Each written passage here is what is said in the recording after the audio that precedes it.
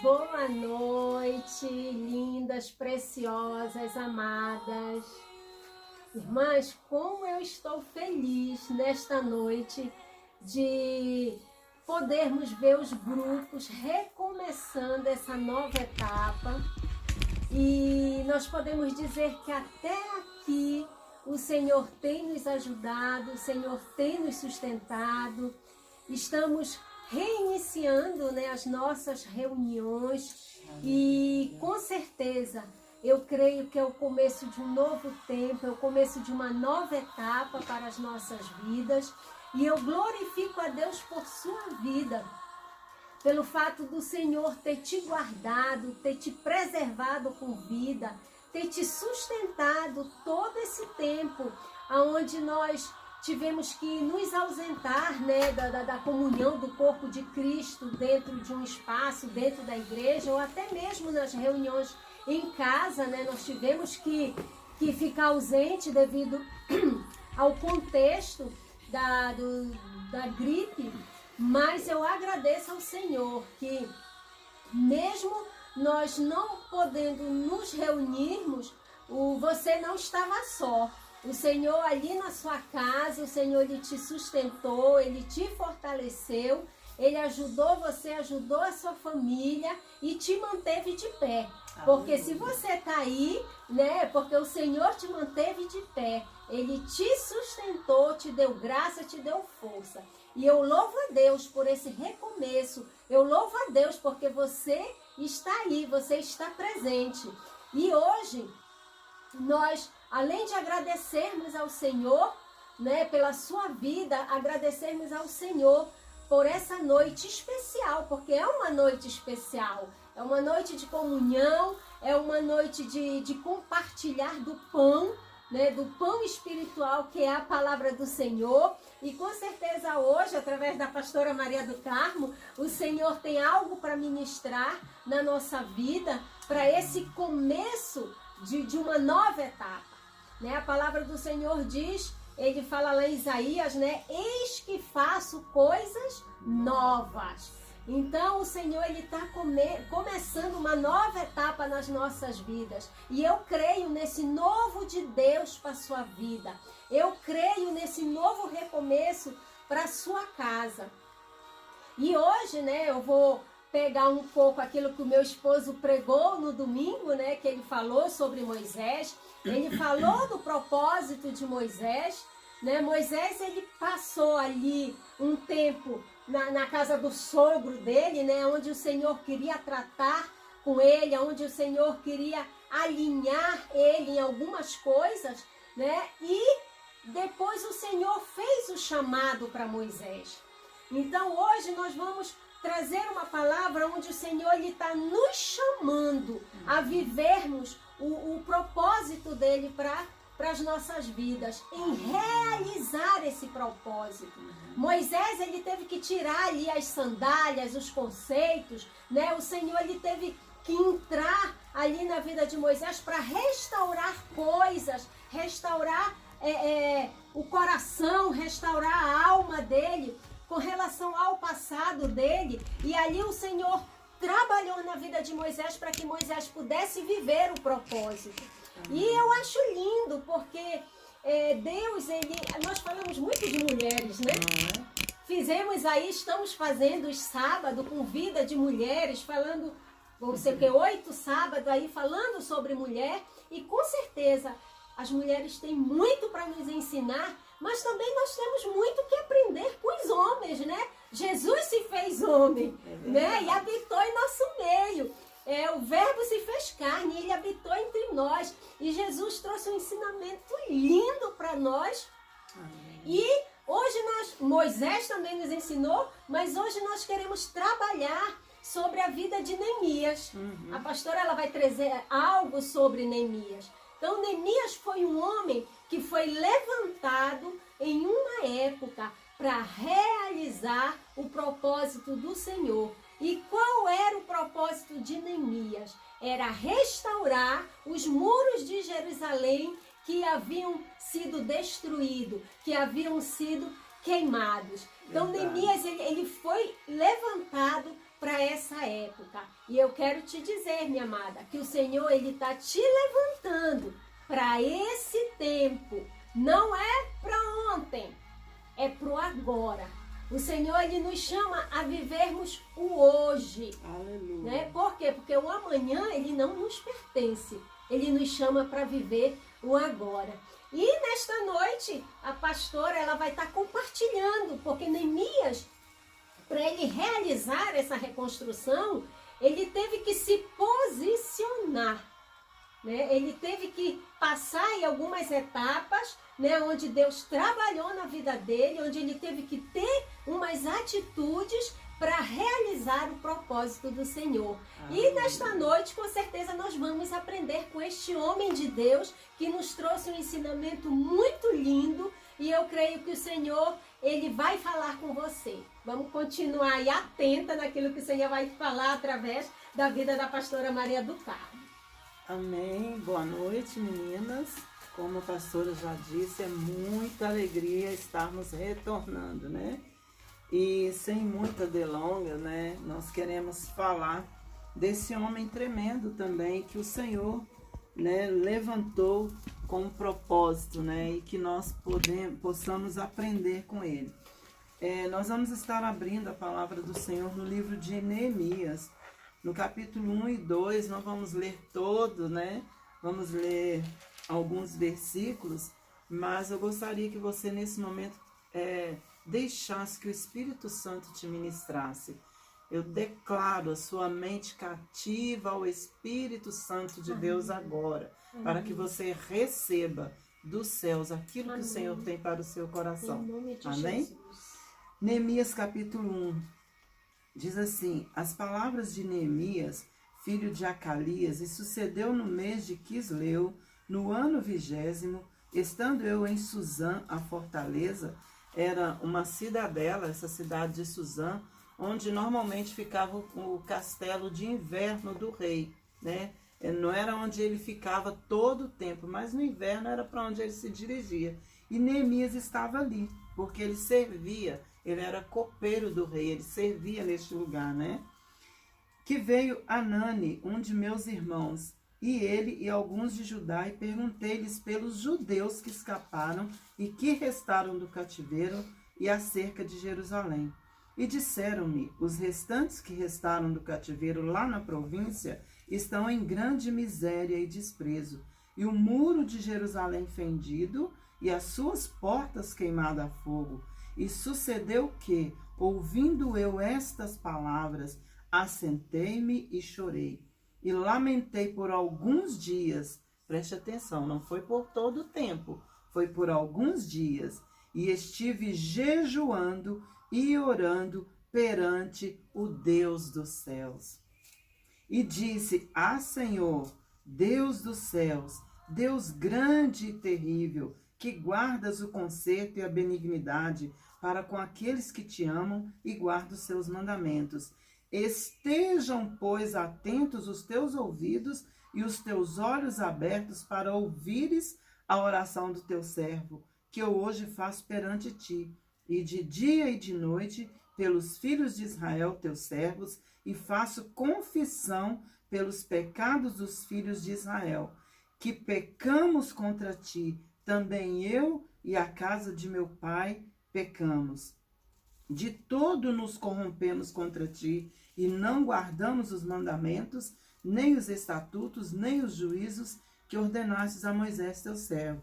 Lembra-te, pois, da palavra que ordenaste a Moisés teu servo, dizendo: vós transgredireis, e eu vos espalharei entre os povos, e vós vos convertereis a mim, e guardareis os meus mandamentos, e os fareis. Então, ainda que os vossos rejeitados estejam no cabo do céu, de lá os ajuntarei, e os trarei ao lugar que tenho escolhido para lhe fazer o habitar o meu nome.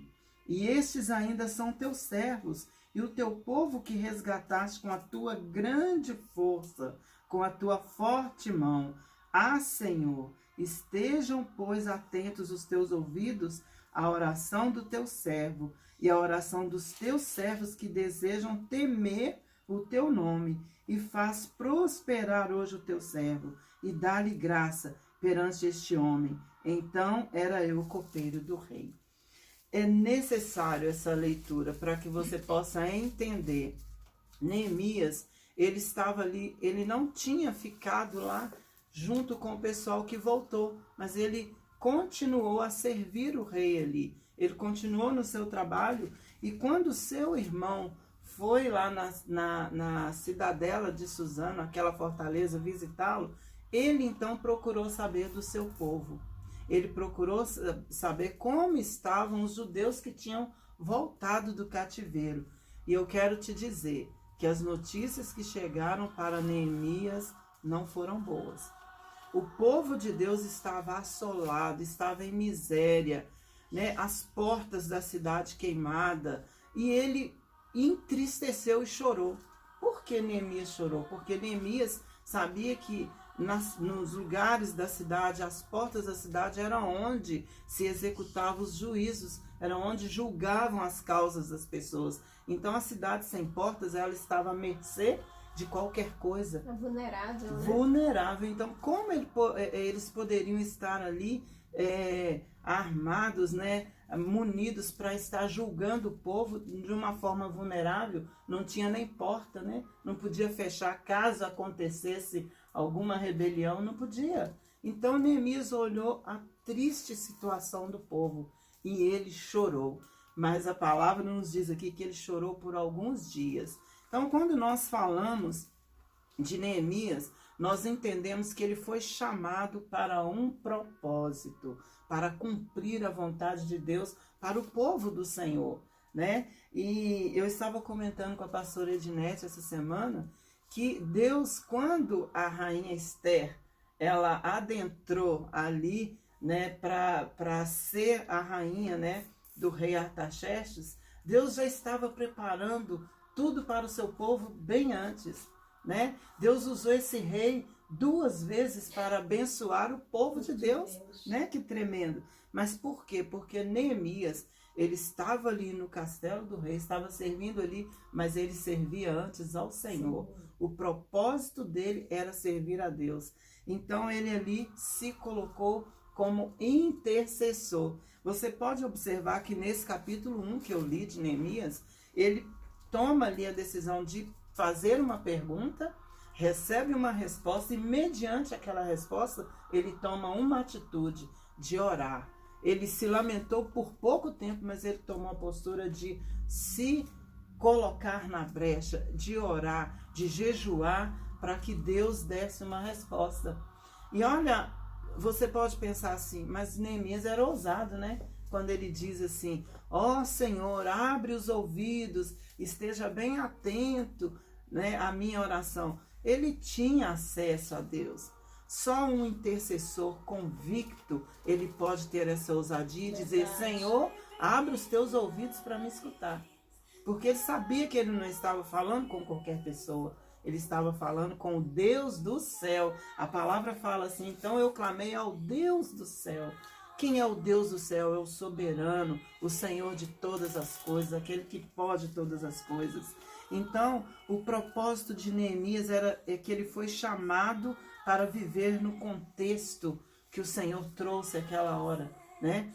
O Senhor percebeu, permitiu que ele soubesse daquele contexto de assolação para que Neemias se levantasse onde ele estava. Trazendo para a nossa realidade essa quarentena que você tem vivido, que talvez você tenha mais murmurado do que agradecido, eu quero te dizer que o Senhor tem permitido para que você se levante para clamar ao Deus do céu pela nação, pelas nações, pelo povo, pela igreja. Foi isso que Neemias fez. Então Neemias, ele era um homem de propósito. Um outro ponto de Neemias era um homem que se posicionou. Ele se colocou na posição de intercessor. Só alguém que conhece, que vive a condição do outro tem condição de interceder. Por que que ele se tornou um intercessor? Porque ele chorava, ele sentia a dor do seu povo, ele sentia a dor da nação. Talvez você pode pensar assim, ele estava lá no palácio, né? No conforto do palácio. Quero te dizer que fisicamente pode ser que ele esteja confortável, mas a alma dele estava desconfortável, ele estava triste. Tanto que nós podemos ver no capítulo 2, né? Lá no verso 2 do capítulo 2 diz assim: E o rei me disse, por que está triste o teu rosto? Pois não estás doente? Não é isto senão tristeza de coração? Então temi muito em grande maneira. Neemias, ele estava ali fazendo o trabalho dele, mas o semblante dele era triste. E se nós formos analisar a história, diante do rei ninguém podia ficar triste. Você podia estar morrendo por dentro com seus problemas, mas você tinha que estar alegre. Só que Neemias, ele deixou transparecer, sem pelo menos imaginar que aquilo poderia custar a vida dele. Mas ele estava colocando a tristeza do coração dele mediante a situação. Quantos de nós passamos esses 40, 60, 90 dias, talvez nos alegrando de maneira que não era agradável ao Senhor, sem pelo menos pensarmos na resposta de que tudo isso traria? Quantas pessoas não têm mais desejo de congregar? Quantas pessoas não querem, né? Estão com as portas do seu coração assoladas, estão na miséria espiritual porque perderam o desejo, perderam o olhar de paixão pelo nosso Jesus, né? Então Neemias, ele se colocou nessa posição. E ele teve ousadia. Neemias era um homem de ousadias. Isso é uma característica da vida de Neemias, né? O rei, quando fez essa pergunta, por que ele está triste? Normalmente, quando você faz uma pergunta para alguém, você fica responsável pela resposta, né? E quando Neemias, ele perguntou, Neemias, ele foi orar. Ele foi orar. Ele não deu uma resposta imediata ao rei, mas ele orou. E depois, quando ele voltou, ele relatou a situação que estava o povo de Israel, os judeus. E ele disse, né? Dá-me oportunidade, eu gostaria de restaurar os muros de Jerusalém. Foi muita ousadia pedir isso para o rei. Por quê? Porque antes o rei já havia sido informado que o povo de Jerusalém, que os judeus eram um povo que gostava de confusão. Foi isso que eles foram informar, para que pudesse, né, acabar com o resto que tinha. Mas Deus deu graça por um único homem que resolveu restaurar, que resolveu se colocar na brecha. Não tenha medo, não se cale diante das circunstâncias. Minha irmã, está difícil no seu lar, talvez eu não sei qual é o contexto que está se levantando para te assolar, para tirar você do foco, mas não tenha medo. Se levante como intercessora dentro da sua casa, se levante como intercessora dentro do seu lar, no seu trabalho, tenha ousadia, porque quando você tem ousadia para entrar diante do Senhor, Ele vai abrir portas para que você trilhe o caminho que tem que ser trilhado. Amém. Outra coisa de Neemias, além de ser um homem intercessor, ele tinha discernimento, né? Se você for ler, eu não tenho tempo para ler com você o capítulo 2, mas depois que o rei deu para ele o consentimento que ele pudesse ir, deu cartas, né? Não foi de qualquer maneira, só falou, não, Neemias, você pode ir, mas ele foi documentado pelo rei. Ele tinha que passar em determinadas cidades, ele precisava de um aval para entrar ali, então ele foi totalmente documentado. O rei não fez de qualquer maneira. Só que é interessante, ele teve discernimento para obter as estratégias do Senhor. Quando ele chegou para observar como estava a cidade, né, porque ela estava cheia de inimigos, a palavra fala que os samaritanos, eles estavam, samaritanos, não esqueci aqui o nome, mas tinha um povo inimigo ali que eles estavam rodeados ali, ficavam de olho nos judeus, para tentar, né, oprimir de alguma forma. Então Neemias foi secretamente. A palavra fala que ele não fez alarde, ele não tocou trombeta, olha, eu estou indo. Não, ele foi com pouquíssimas pessoas e foi no secreto para olhar, para mapear, né, para fazer o mapeamento de como estava a situação, para depois agir. Então ele era um homem que tinha discernimento. Às vezes a situação se agrava ao nosso redor e a gente quer fazer na força do nosso braço, de qualquer jeito, toca a trombeta antes, e o Senhor tem tempo de falar, tem tempo de calar. Então, ele no secreto, no silêncio, ele buscou o Senhor e Deus foi dando estratégias para Neemias. Outra coisa que Neemias é um homem disposto. Imagina você que reconstruir algo dá muito mais trabalho do que você, né? Aqui não tem nada, o terreno está limpo, eu vou começar a construir. É muito mais fácil do que eu pegar algo que já teve antes, onde eu tenho que trabalhar as bases, né? Os alicerces e refazer. Mas Neemias estava disposto. Nessa disposição, apareceram inimigos, apareceram pessoas que ficaram no ouvido de Neemias falando, isso não vai dar certo, né? Houve alguns que quiseram negociar com Neemias, mas ele disse, olha, vocês não fazem parte do meu povo, então nos deixe, essa construção, esse trabalho é para o povo de Israel.